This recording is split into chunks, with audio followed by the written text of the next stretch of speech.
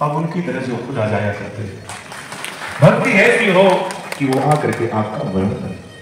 ये पुकार भगवान ने भक्तों की पुकार सुन करके और हार को स्वीकार करे, मानो भगवान रण छोड़ करके भागे। ये देखिए कि फिर भी भगवान की परम वैशिष्टता।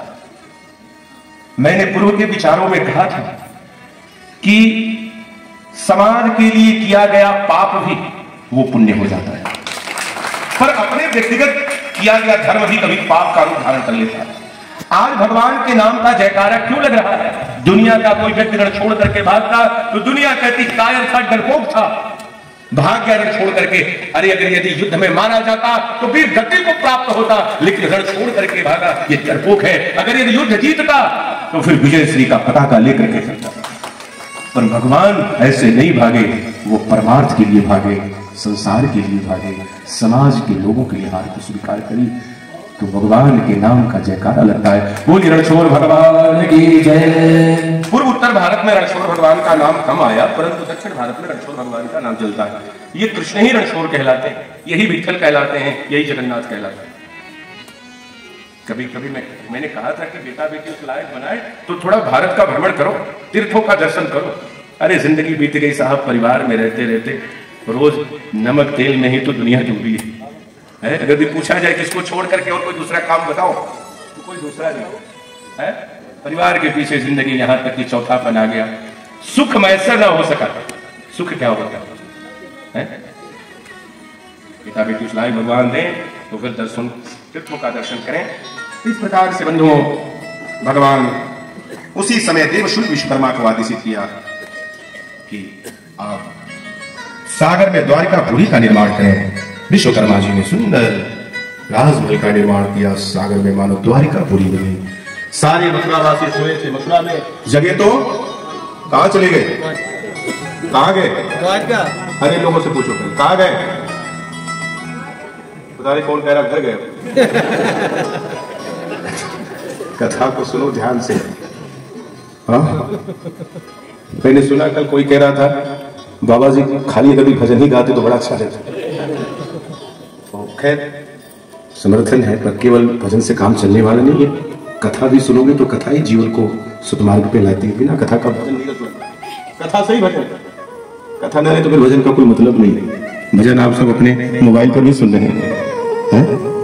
बोलिए भक्तवत्सल भगवान की। अब भगवान मानो सबरे मथुरावासी सोए थे। मथुरा में जगह तो द्वारिका में। अब भगवान द्वारिकाधीश हो गए। बोलिए द्वारिकाधीश भगवान की जय। जब बच्चे बड़े हो जाते हैं तो माता पिता को चिंता सताने लगती है कि इनका विवाह हो जाए।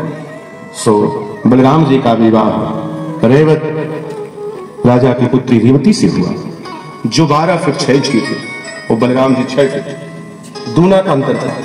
आज वर्तमान समय के अगर लड़के होते तो फिर इंच टिप से नापते महाराज। और यही नहीं, पहले के समय में मौनम स्वीकार्य लक्षणम, पहले के समय में देखने की जो परंपरा थी। हमारे यहाँ बुजुर्ग श्रेष्ठ जन बैठे हुए हैं। जब लड़की का बाप लड़का देखने जाता, देख के आता और कहता अपनी पत्नी से, सुनो मैं गया था देखने बिटिया का ये रिश्ता, बड़ा सुंदर लड़का है, सुशील है, कामकाजी है, बिटिया राज करेगी। अब यह समाचार माँ बेटी से कहती थी, सुन तेरे बाबूजी कल गए थे, लड़का बड़ा सुंदर है, सुशील है और छोटा परिवार है। मानो लड़की अपना सर झुका के दाहिने पांव के पैर की अंगूठे से मिट्टी खोदने लगे और होठों पर मुस्कान आ जाती थी तो मानो उसे स्वीकार कर लिया। मौनम स्वीकार लक्षणों। आज महाराज देखने के बाद भी मामला गड़बड़ जा रहा है। ये हमारी संस्कृति नहीं है। हम सबरन की पहचान अपनी संस्कृति और हम सबके संस्कारों से है। कोई विदेशी भारत में वो आगरे का ताजमहल और दिल्ली का लाल किला देखने नहीं आता, वो देखना उसका बहाना होता है। वो हमारी भारतीय संस्कृति और यहाँ की परंपरा से सीख करके जाता है। आप ये मत समझें कि आप ब्राह्मण हैं तो आप धर्म को लेकर के चलेंगे, आप जनेऊ नहीं पहनेंगे, सिखा नहीं रखेंगे तो दुनिया में कोई रखने वाला नहीं। आज आप सभी सर्च करके देख सकते हैं, इस्कॉन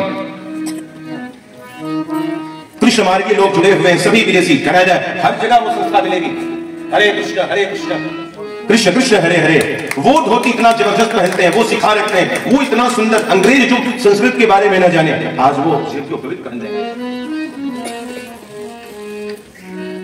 ब्राह्मण वर्ग में तो ये वैसे मनुष्य में ब्राह्मण क्षत्रिय वैश्य तीनों वर्णों का आदरणीय तिवारी जी यज्ञोपवीत पहनने का अधिकार है, पर समय का क्रम है, कब से कब तक।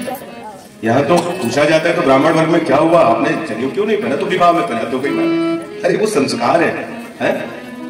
ये हमारी संस्कृति और हमारे संस्कारों में नहीं है कि कन्या को देख करके हमने छोड़ा।